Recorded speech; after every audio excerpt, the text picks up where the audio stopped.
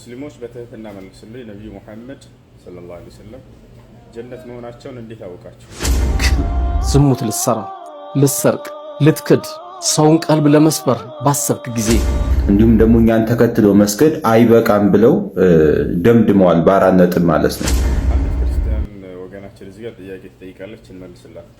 12ኛ ክፍል ውጤት እንግዲህ በስኬት ተጠናቆ ወጥቷል። አንደኛ የወጣውን ልጅ እንደምናመጣው ቃል ገብታናላችሁ ነበረ።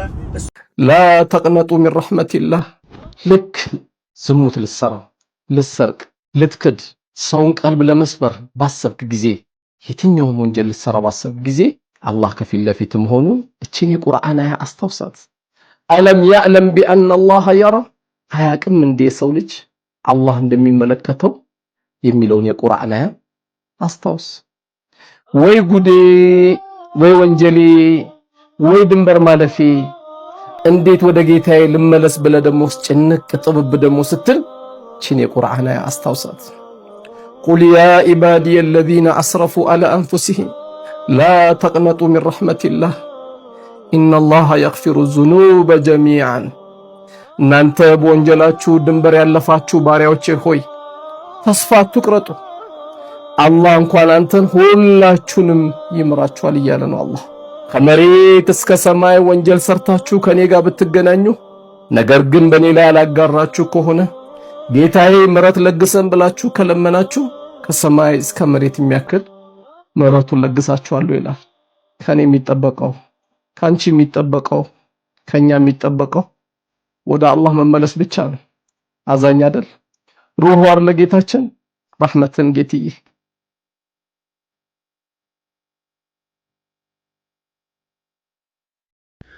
አሰላሙ አለይኩም ያ ጀማ። እኒህ ሰዎች ወደ በይቱላህ ወደ መካ ማለት ነው እንደምታዩት እየተጓዙ ይገኛሉ። ለሐጅ ይሁን ለዑምራ ወላሁ አለም። ዓለሙ ይህም ዋና ፖይንት ምንድን ነው? እኒህ ሰዎች እኛን ወሃብያ ብለው ካፊር ብለው እንዲሁም ደግሞ እኛን ተከትሎ መስገድ አይበቃም ብለው ደምድመዋል። በአራት ነጥብ ማለት ነው። እንደውም ጭራሽ ወደ መካ ለመሄድም ሙራድ እንደሌላቸው የተናገሩ ነው። አሁን ላይ ደግሞ እዛ ሄደው እንግዲህ ወደ መካ ሄደው መቼስ ከዓባ ላይ ቦታውን አስለቀቀው እነሱ ራሳቸው ኢማም ሆነው ቦታውን ተቆጣጥረው አያሰግዱም አይደለም። እና እዛ ጋር እንግዲህ አሁን ወሃቢያን ተከትለው ሊሰግዱ ነው። ስለዚህ ሶላታቸው አይበቃም ነው ወይስ ምንድን ነው? አሁን ሐላቸው ምንድን ነው? እዚህ ጋር የሚናገሩት ነገር ሌላ ነው ወይስ እንደው ዙሁር አሱርን እዛ አሰግዱም ነው? ምንድን ነው? እስኪ ምንድን ነው ነገራችሁ? እስኪ ግልጽ አድርጉልን። ማስታወቂያ በጣም እችላለሁ። የሚገርም ነገር ግን ለኔ አይሆንም። ለኔ አይሆንም ይችላል። እኔ ቁማርና አልኮል ነክ ስራ አልሰራም። ቲክቶክ ላይ ቁማር ነው በጣም ያለው። ክፍያው በጣም የሚገርም ክፍያ ነው። ቤቲንግ ምናምን ሲሆን እኔ ደግሞ ኢንቫይት ማድረግ አልፈልግም ቁማር ላይ። እኔ ራሴ የምሰራው ወንጀል ይበቃኛል። እኔ ሃይማኖተኛ ሆኜ እኮ አይደለም ገብቶሻል። ስለ ቁርስ ያስብ ምሳ የሚደርስብኝ ልጅ ነኝ። ግን እስቲ እሱ መርጫለሁና የኔ ወንጀል ይብቃ። ሰዎችን አሁን እኔ የሚወዱ ሰዎች አሉ። እነዛ ሰዎች ኢንቫይት ሲያደርጋቸው ለኔ ብለው የሚጠቀሙ ሰዎች ይኖራሉ። ገብቶሻል። እኔ ልክ ነገር እስቲ እና ፈጣሪ ደግሞ እሱን ስመርጠው ያስደስተኛል ብዬ አስባለሁ። እሱን መረጠ ያፈረ የለም ይባላል እኮ። አንቀጹን ጥሩት እናንተ። አሁን የሆነ ጊዜ ሪፖስት ያደረኩኝ ጓደኛዬ ነው እንደው ሪፖስት አደረግ ነበር። ለምን ቪዲዮ ሰርተህ ብር አትቀበልም? ሪፖስት ማድረግ እኮ ያው ነው። ቁማር እየሰሩ ያሉት ሰዎች ሪፖስት ማድረግ አንተም እየተባበርክ ነውና ለምን ቪዲዮንም ባንድ ፊቱ አንተ ሰርተህ ብሩን አትቀበልም? ወዲ እንደዚህ እኮ ነው። በጣም ካሪ ነው እምነተኛ ነው መስሎህ እኮ ያ እንትን ነው አይደለም። እኔ ብዙ ጊዜ ሙስሊም ስለሆንኩ ነው ይሉኛል። የማንኛውም እምነት ቁማር አይፈቅድም አይደለም። እኔ ሙስሊም ስለሆንኩ ምናምን እንዳይመስላቸው ማንም ሰው ህጉን ጥሶ ነው እንጂ የማንም ሰው እምነት የሚፈቅድ አይመስለኝም። በእርግጥ አላህ በውስጥህ ካለ ማንም ሰው አፍሪካ ቲቪ ያረኩት እምነት ካለ ብዙ ጊዜ በሱ ካመንክ ትንሽ ጊዜ ነው የምትፈተነው ብዬ ነው የማስበው። አሁን ሰዎች በእርግጥ ነገ እንተውብታለን ነገ ንስሐ እንገባለን ብሎ ሊሰሩ ይችላሉ። ግን እኔ እስቲ እስከዛ ብዙ ሜዳ የመውጣት ችግር አልደረሰብኝም እስካሁን። ዘርዘሮች ሜዳ የወጡ ሰዎች ናቸው። የተሻለ ህይወት ፈልገህ ይሆናል። እኔ የተሻለ ህይወት ብዙ ህይወት አለ። ሌላ ህይወትም ስላለኝ ብዬ ስለማምን ነው። አኬራም አለኝ። አኬራዬንም ማበላሸት አልፈልግም። በመጀመሪያ ለማታውቁት አሞዴር አሊ ይባላል። የሀዊ ወንድም ማለት ነው። ፉትቦል ኮንቴንት ክሬተር ነው፣ ቲክቶከር ነው። እንግዲህ ታዋቂ ከሚባሉት መካከል ነው። ከሰሞኑን ቤላ ስፖርት አዋርድ አዘጋጅቶት የነበረውን ውድድርም ደግሞ ሁሉንም በልጦ በአንደኝነት ያሸነፈ የነበረ ሰው ነው። ትንሽ ችግሩ የማይሰር ደጋፊ መሆኑ ነው ማለት ነው። እና ማለት ነው ይህ ሰው እንግዲህ ለብዙ ቲክቶከሮችም ሆነ ለታዋቂ ለምላቸው ሰዎች ምሳሌ የሚሆን ንግግር ተናግረዋል ብዬ አስባለሁ። እዚህ መንደር ላይ እንኳን የምናውቃቸው ፌመስ የሚባሉ ሙስሊም ቲክቶከሮች አሉ፣ ቁማር ምናምን ነገር እንኳን የሚያስተዋውቁ ምናምን ነገር ማለት ነው። እና የወንድም እንዳለው ነው ሞልቶለት ምናምን ሳይሆን እንግዲህ ከዚህኛው ህይወት ቀጣዩ ይበልጣል በሚለው ሁላችንም ለማላ ያግዘን እንጂ ለማድረግ እንደምንሞክረው ማለት ነው። ለዛ ብሎ እንደማይሰራ ነው የተናገረው። አልኮልም ሆነ ቁማር ነክ ነገሮች ቢመጡልኝም አልሰራም ነው ያለው። ይህ በጣም እጅግ የሚያስደስትም ናይስ የሚባልም ሁላችንም ትምህርት የምንወስድበት ነገር ነው ብዬ አስባለሁ፣ እኔንም ጨምሮ ሁላችንም ማለት ነውና አድርሱላቸው እስኪ ለነዛም ሁላችንም ደግሞ ትምህርት እንውሰድበት ምናምን። እንግዲህ ዛሬ ዩናይትድ ከሲቲ ያላችሁ አይደለ ነቀለን በቃ ይሄንን የመሰለ ጅም አላስከፋም። የዩናይትድ ደጋፊ ነኝ። የተመነሱ የማይደርሱም ብዬ ነው ቢሽቢ ያሸንፉም የተማየው ሲቲ ነው የሚያስቸግረው። ኤኒዌይስ የዩናይትድ ደጋፊ ነኝ ዛሬ። ቪዲዮን በደንብ ኮፒ ሊንክ፣ ሼር፣ ሪፖስት እያደረጋችሁ በሰው ጋር ደርሱልኝ። አካውንቴንም እንደዚህ ኮፒ ሊንክ አድርጉት። ስለሱ ምን አስተያየት አላችሁ? ሰላም አለይኩም፣ ይመቻችሁ።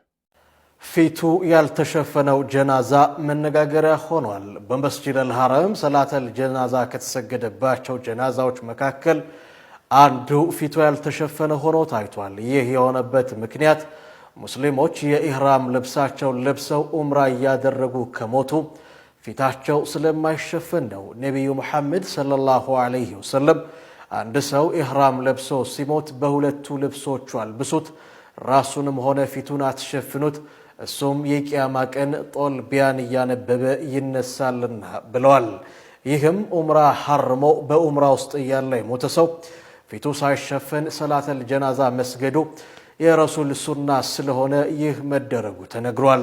በመስጂድል ሐረም ኡምራ እየሰራ ያለ የሞተን ሰው አላህ ነፍሱን ይቅር እንዲላትና አላህ ስራውን እንዲቀበላት ነቢያችን ሰለላሁ ዐለይሂ ወሰለም ዱዓ አድርገዋል። እንዲሁም አላሁ ሱብሓነሁ ወተዓላ ይህንን እድል ለእኛም እንዲወፍቀን ዱዓ እያደረግን ወደሚቀጥለው መረጃችን እናልፋለን። በመጨረሻም አንድ አስደሳች ዜና ደርሶኛል። አልሐምዱሊላህ ረብል ዓለሚን። ወንድሙ ኻሊድ በሺር ምርጥ የሚባል አንድ ሰርፕራይዝ የሆነ ስጦታ ተበርክቶለታል። ይህ ስጦታ ምንድን ነው የሚለውን ነግራችኋለሁ። እንደምታውቁት በሀገራችን ከፍተኛውን ውጤት ነው ከ600 591 ማለት በጣም ከባድ የሆነውን ውጤት ነው ማሳካት የቻለው። አልሐምዱሊላህ አላህ ይጠብቀው። እንዲሁም ደግሞ በዚህ የተደሰቱ ወንድሞች በወንድም ሙራድ ታደሰ ተነሳሽነት ሌሎቹም በመነየት ይህንን ወንድማችንን ኢንሻአላህ በቅርቡ የዑምራ ስጦታ ተበርክቶለታል። በቅርቡም ወደ ተከበሩት መዲናና መካ ሄዶ ዑምራውን አድርጎ ዒባዳውን ጨርሶ ነፍስያውን አድሶ ኢንሻአላህ ለመጪው የትምህርት ዘመን ጠንካራ ሆኖ ይመለሳል ብዬ አስባለሁኝ። ይህ ተግባር ግን የሚገርም ነው ወላሂ በጣም ደስ ስላለኝ ነውና ወንድም ሙራድ በራስ ተነሳሽነት ይህንን ማድረግ እንዲሁም ሌሎች የነየታችሁ ወንድሞች መልካም ጀዛችሁን ይክፈላችሁ። ግን ይህ ተግባር ደግሞ ወደ ተቋማትም ማደግ አለበት። ተቋማት ይህንን ልጅ መደገፍ ባለባችሁ መንገድ መደገፍ አለባችሁ። ምናልባት ቤተሰቡ መዘየር አስፈላጊ ሊሆን ይችላል። ቤተሰቡ መደገፍ ባለባችሁ መንገድ ደግፉ፣ ልጁንም አበረታቱት። ዝምታችሁ ስላላማረኝ ነው ተቋማቶች እስካሁን ምንም አላላችሁም። እንግዲህ ኢንሻአላሁ ተዓላ ብዙ እንጠብቃለን። ሰላም አለይኩም ወራህመቱላሂ ወበረካቱ።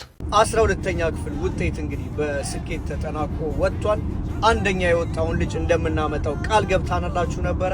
እሱንም ልናመጣው ነው። እንግዲህ ካሊድ በሽር የተባለ ልጅ 591 ነጥብ በማምጣት አንደኛ ወጥቷል። እንግዲህ እንደምታውቁት እኛ ካምፓኒ ላይ በተለይ እነዚህ ሀገር የሚያስጠሩ ሰዎች በጣም ይመቹናል፣ ኩራት ናቸው። ስለዚህ እነዚህ አይነት ሰዎችን ደግሞ መሸለም እንፈልጋለን። ስለዚህ ይሄንን ልጅ ዱባይ አምጥተን አንደኛ ለሀገር ኩራት ነው፣ ከብዙ ሰዎች ጋር እናስተዋውቀዋለን። ሁለተኛ ደግሞ ያያል የአንድን ሀገር እድገት ቴክኖሎጂዎችን ብዙ ነገርና የዩኒቨርሲቲ ላይፉም ላይ ለውሳኔ የሚረዱት ብዙ ነገሮች እናሳየዋለን።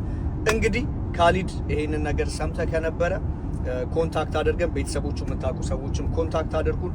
ፓስፖርት ሬዲ ከሆነ ንገረን። ኤኒዌይስ ኮንታክት አድርገን ቪዛ ሰርተን እዚህ እናመጣሃለን። ዱባይም በሰፊው እናሳያለን። በቀይ ምንጣፍ እንቀበላለን። አንደኛ የሆነ ሰው ምን ጊዜ የሚመቸናል። ካሊድ በሽር ኮንግራጁሌሽን፣ ኮርተንባል። ሰላም አለይኩም ወራህመቱላሂ ወበረካቱ። ሰላም እንዴት ናችሁ? አንዲት ክርስቲያን ወገናችን እዚህ ጋር ጥያቄ ትጠይቃለች፣ እንመልስላት። ሙስሊሞች በትህትና መልሱልኝ፣ ነብዩ ሙሐመድ ሰለላሁ ዐለይሂ ወሰለም ጀነት መሆናቸውን እንዴት አወቃችሁ? ይሄ ጥያቄ በርካታ ክርስቲያኖች ጥያቄ ነው። እንዲሁም ሰባኪዎቻቸውን ተሰማቸው ከሆነ ወዴት እንደሚሄድ ሙሐመድ አያውቅም፣ እናንተንም ወዴት እንደምትሄዱ በቀጣዩ ዓለም የጀነት የሆነ ጀሃነም አያውቅም ይሏቸው። ዛሬ መልሱን አዳምጡ። ነቢዩ ሰለላሁ ዐለይሂ ወሰለም ወዴት እንደሚሄዱ በደንብ ያውቃሉ። አምላክ አላህ ሱብሓነሁ ወተዓላ ነግሯቸዋል፣ ራሳቸው ነግረውናል። ሐዲስ ላይ ነቢያችን ሰለላሁ ዐለይሂ ወሰለም ወዴት እንደሚሄዱ ሲናገሩ ምን አሉ? አነ አወሉ መን የድኹሉል ጀና የውመል ቂያማ አሉ። የትንሣኤ ቀን መጀመሪያ ገነት የሚገባው እኔ ነኝ ብለው ተናግረዋል። ያ ብቻ አይደለም፣ የትንሣኤ ቀን መጀመሪያ ገነትን ማስከፍታት እኔ ነኝ ብለው ቃል በቃል ተናግረዋል። ቃለ ነቢዩ ሰለላሁ ዐለይሂ ወሰለም አቲ ኢላ ባቢል ጀነቲ የውመል ቂያመቲ ፈአስተፍቲሕ አሉ። ፈየቁሉ ልኻዚን መን አንት ፈአቁል አነ ሙሐመድ ፈየቁል أمرت أن لا أفتح الجنة إلا بك يا محمد ثم يفتح له ثم يكون أول من يدخل الجنة عليه الصلاة والسلام. نبي صلى الله عليه وسلم من الحديث لا يتنسايكن ودا جنة بر أني هيدا له ينالو يجنة بر أني أسكفتها له بلو قال بقال تناقروا يجنة أباك وملاكم ما أن أنت بلو يتيقال ني محمد نيلو الله كزام ملاكم من يلال محمد خوي ከአንተ በፊት ለሌላ ለማንም ለአንድም ሰው እንዳልከፍት ታዝዣ አንተን እስክትመጣ እየጠበቅኩ ነው ይላቸዋል። ከዛም ይከፍታል። ስለዚህ ነብዩ ሰለላሁ ዐለይሂ ወሰለም መጀመሪያ ገነትን የሚያስከፍቱት እርሳቸው ናቸው። ያለ እርሳቸው ገነት አትከፈትም። ቃል በቃል ይሄን ተናግረዋል። የመጀመሪያ ገነት ገቢም እርሳቸው እንደሆኑ ተናግረዋል። ስለናንተ እስከተባለ የመጀመሪያዎቹ ትውልዶች የገነት ገቢኛ እንደሆነም ነግረውናል። ነብዩ ሰለላሁ ዐለይሂ ወሰለም ሲናገሩ ሐዲስ ላይ ምን አሉ? نحن الآخرون السابقون አሉ። እኛ ኋለኞቹና ፊተኞቹ ነን አሉ። ምን ማለት ነው? ወደዚህ ዓለም በመምጣት ኋለኞቹ ነን እኛ አሉ። ገባችኋል አይደል? ከሁሉም ትውልድ አልፏል። ከኛ በፊት የአብርሃም፣ የኢስሐቅ፣ የያዕቆብ፣ የመሲሁ፣ የነ ሙሴ ትውልዶች አልፏል። በቀጣዩ ዓለም ደግሞ ፊተኞቹ ነን አሉ። ከነዚህ ካለፉት ትውልዶች ሁሉ መጀመሪያ ገነት የምንገባው የኔ ትውልዶች ናቸው ብለው ነግረውናል። ገባችኋል? ይህ ነው ነቢያችን ሰለላሁ ዐለይሂ ወሰለም ይህ በጥቅል የተናገሩት ነው። በተናጠል አከሌ ገነት ነህ እያሉ የነገሯቸው በርካታ ሰሃቦች አላቸው። አቡበክር ፊል ጀና፣ ዑመር ፊል ጀና፣ ዑስማን ፊል ጀና፣ ዓሊ ፊል ጀና፣ ጠልሓ ፊል ጀና እንዲህ እያሉ ቢላል ፊል ጀና፣ አቡ ዑበይዳ ብን አልጀራህ ፊል ጀና፣ አብዱራህማን ብን ዐውፍ ፊል ጀና፣ ሰዕዱ ፊል ጀና፣ ወሰዒዱ ፊል ጀና፣ አብዱራህማን ብን ዐውፍ ፊል ጀና። እነዚህ ሁሉ አከሌ ገነት ነህ እያሉ በምድር ላይ እያሉ በህይወት እያሉ ያበሰሯቸው ናቸው። ስለዚህ በተናጠል ወዴት እንደሚሄዱ ትውልዶቻቸው በደንብ አድርገው ያውቁ ነበር። ለናሙናነት ያክል የተናገሯቸው አሉ። በጥቅልም እንዲሁ ወዴትና መቼ እንደምንገባ ገነት የነገሩን ሁሉ አለ። ቅድም እንደነገርኳችሁ ማለት ነው። ይህ ነው። ሌላው የትንሣኤ ቀን የገነት ሰዎች ወደ ገነት ግቡ ከተባሉ በኋላ ሆነ ገነትን ሄደው የሚያስከፍትላቸው ነብይ ይፈልጋሉ። ሙስሊሞች አማኞች ገነት ዝም ብሎ ዘው ተብሎ የሚገባበት ዓለም ስላልሆነ ማለት ነው። ከዚያ አዳምን ይጠይቁታል። አንተ ገነትን አስከፍትልን ብለው ወደ ኑህ ጋር ይልካቸዋል። ከዚያ ኑህ ወደ አብርሃም ጋር፣ አብርሃም ወደ ሙሴ ጋር፣ ሙሴ ወደ መሲሁ ጋር ይልካቸዋል። መሲሁ ቃል በቃል ምን ይላል? ኢዝሀቡ ኢላ ሙሐመድ ሰለላሁ ዐለይሂ ወሰለም ይላቸዋል። ወደ ሙሐመድ ሰለላሁ ዐለይሂ ወሰለም ጋር ሂዱ፣ እርሱ ነው ገነትን የሚያስከፍተው ይላቸዋል። ትውልድ ሁሉ እንዳለ ወደ ነብዩ ሰለላሁ ዐለይሂ ወሰለም ጋር ይመጣሉ። ነብዩ ሰለላሁ ዐለይሂ ወሰለም ሂደው ገነትን ያስከፍቱላቸዋል። መጀመሪያ እርሳቸውና የእርሳቸው ተከታዮች ትውልዶቻቸው ይገባሉ። ከዚያ ሁሉም ነብያት እርሱና ካመኑለት ከትውልዶቹ እነዛን እየያዘ ወደ ገነት ይገባል ማለት ነው። ይህን ይመስላል። አሰላሙ አለይኩም ወረሕመቱላሂ ወበረካቱህ። የሆነ ክልል ግዕዝን አስተምራለሁ በግድ ማለቱን ተከትሎ ያው በአስገዳጅነት ይላል። ዛት ሚንስ ያው በግድ ማለት ነውና ይህንን ተከትሎ ጭቅጭቆች ምናምን እየተነሱ ነው። ኤንድ ደግሞ ክርክሮች፣ ውይይቶች ምናምን አሉ። ከአረብኛ ጋር የማወዳደር ነገር አለ። ወደ ሃይማኖትም የተወሰደ ነገር አለ። እሱን ማግኒፋይ ማድረግ አልፈልግም። እሱ ሌላ ጊዜ እናወራበታለን። ለማንኛውም የሃይማኖቱ ምናምን ፈርስት ኦፍ ኦል አረብኛ የአንድ ሃይማኖት ቋንቋ አይደለም። ይህንን አንዴ ክሊር እናርግና እንለፍ። አረብኛ ኢን ሚሊዮን ሰዎች የሚያወሩበት ሙስሊሞችም የሚጠቀሙት ኢቭን ክርስቲያኖች የሚጠቀሙት ቋንቋ ነው። እስከ ቅርብ ጊዜ ድረስ ጳጳሶች ሾምልን የነበረችው ግብጽ ጳጳሶቿ በአረብኛ እንደሚቀድሱ አይታቸዋል። ከዚህ እኛም ሀገር መጥተው በየፐብሊክ ፕሮግራሙ ሲቀድሱ አይታቸዋል። በአረብኛ ነው የሚቀድሱት። አረብ ሀገር ሉብናን፣ ጆርዳን ምናምን የሄዱ እህቶች ካሉ ጠይቁ እነሱን። ለምሳሌ በአረብኛ ነው የሚቀደሰው። እኛ ሀገር እንኳን ባለፈው የሆነ አንድ ቄስ ወር ጳጳስ ነው ማዕረጉን ካሳሳትኩኝ ስለማላውቀው ነው። በአረብኛ ምንድነው ቢስሚል አብ ምናምን ብሎ አላህ ዋሂድ ስላለ ብቻ በጣም ሲሳቀበት ነው። አላህ ዋሂድ ማለት አንድ አምላክ ማለት ነው። ሶ አንድ አምላክ ሲባል የነበረው በአረብኛ ሲሆን እንትን አይደለም፣ ምንድነው የአንድ ሃይማኖት ቋንቋ አይደለም። ኢን ሚሊየን ሰዎች የሚያወሩትና ሁሉም በየሃይማኖቱ የሚጠቀመው ቋንቋ ነው አረብኛ። ፈርስት ኦፍ ኦል ይሄንን እንያዝና ሌትስ ጎ አሁን ይሄ አረብኛና ግዕዝን ማወዳደር ምናምን ይሄ ምንድነው ሃይማኖት ነገሮች መጓተት ምናምን ሳይሆን ሌትስ ሴይ እንቀበለው። እሺ ኦኬ እሺ እንቀበለው። ያ ክልል ግዕዝን አስተማረ፣ በግድም ሆነ በውድ አስተማረ ግዕዝን። ሌትስ ሴይ አናደር ክልል ደግሞ አረብኛ አስተማረ። አናደር ልክ ዘ ሴም ምንድነው ቀርጾ ፖሊሲ ቀርጾ አረብኛ አስተማረና ሌትስ ጎ 10 ዓመት በኋላ እንሂድና ለሀገራችን የሚጠቅሙት የትኛው ነው የትኛውን የተማረው ነው ለሀገራችን የሚጠቅመው? እንደምታውቁት ኢትዮጵያ ከዚህ በኋላ ይሄ ደሴት ምናምን ብለን የምንደበቅበት አይደለም። እየተጋፋን ነው፣ የሆኑ ሰዎችን እየተጋፋን ነው ያለ ነው። እንደምታውቁት ግድባችንን መረቅን ባለፈው። ይህንን ግድብ እዚህ ሌቭል እንዲደርስ ካደረጉ ትልቅ አስተዋጽኦ ከተጫወቱ ሰዎች መካከል በአረብኛ ግድቡን ዲፌንድ ሲያደርጉ የነበሩ የኢትዮጵያ ልጆች ናቸው።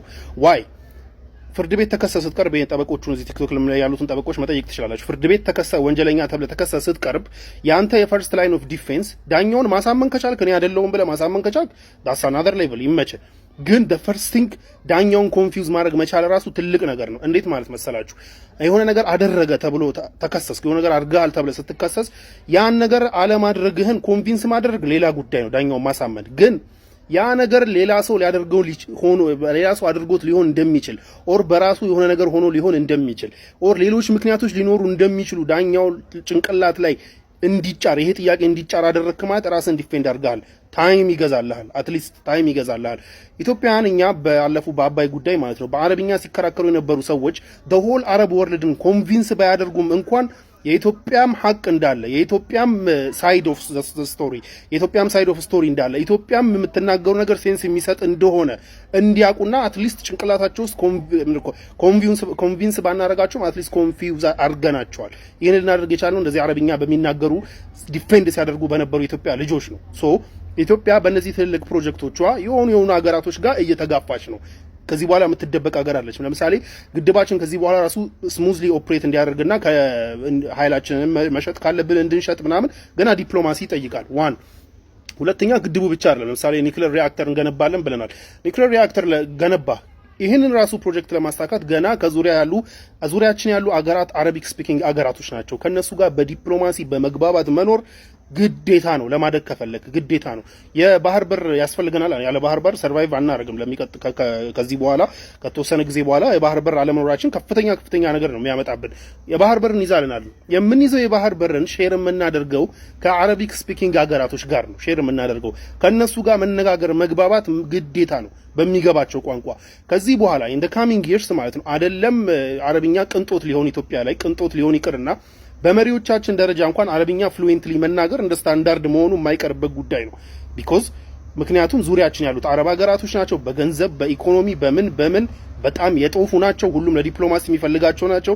እኛ ግን ከጎናችን ቁጭ ብለን ማለት ነው ከጎናችን ቁጭ ብለው ኖ እኛ ደሴት ነን ምናምን እያለን የሆነ የተሳለብን ፕሮፓጋንዳ አለ። አረብኛ የሚናገር ሰው በቃ የሆነ ልብሱ የሚነጀስ የሆነ ሚረክስ ምናምን ነገር እንዲመስለው ተደርጎ የተሳለ ፕሮፓጋንዳ አለ። it doesn't work no more። ከዚህ በኋላ እንደዚህ ነገር አይሰራም።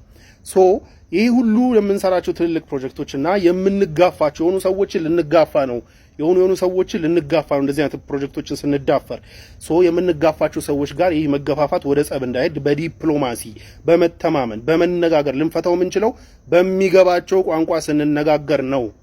ህዝብ ለህዝብ እንኳን ማለት ነው ህዝብ ለህዝብ እንኳን ሪሌሽን እንዲኖር በመግባባት ሊኖረን ይገባል ማለት ነው። ሶ በዲፕሎማሲ ቋንቋ ፈርስት ኦፍ ኦል አንድ ሰው በሰከንድ በሁለተኛ ቋንቋ ስታናግረውና በተወለደበት ቋንቋ ስታናግረው በጣም የሰማይና የምድር ልዩነት ነው ያለው። እኔ እናንተ ለምሳሌ በእንግሊዝኛ የሆነ ቦታ ተገናኝተን ብንነጋገር ሌላ ጉዳይ ነው። ግን በሎካል ላንጉዌጃችን ግን ብንነጋገር የበለጠ ዲፕሎማሲም የበለጠ ምናምን እንትን ይላልና ፓወር አለው። ኦኬ አሁን ሌትስ ጎ ባክ እንመለስና ለሚቀጥለው ጊዜ ለሚቀጥሉት ለምንሰራቸው ትልልቅ ፕሮጀክቶችና ለእድገታችን የሚጠቅሙን አረብኛ ተምረው የመጡት ልጆች ናቸው ወይስ የ300 ብር ባስ ትኬት ቆርጠው ከቤታቸው ከተሳፈሩ የ300 ብር ባስ ርቀት ከተጓዙ የሚያናገራቸው የሚያጡት ግዕዝ የተማሩት ሰዎች ናቸው? ቢኮዝ ግዕዝ ያለበት ሁኔታ እናውቃለን አይደለም። እዛ አስተምራለሁ ያለው ክልል ውስጥ ቀርቶ ከክልሉ ትንሽ ወጣ ካልክ ወፍ የምትነጋገርበት የለምና ይሄ ልክ ነው ልክ አይደለም ሃይማኖት ምናምን የሚለውን ነገር እሱን ገና እንመጣበት። የመብት ጉዳይ ምናምን እሱን ገና እናወራበታለን። ግን ይጠቅመናል ወይስ አይጠቅመንም እንዳገር ግን ስንለው ዌር ኢዝ ዘ ጥቅም ምን ጥቅም ማን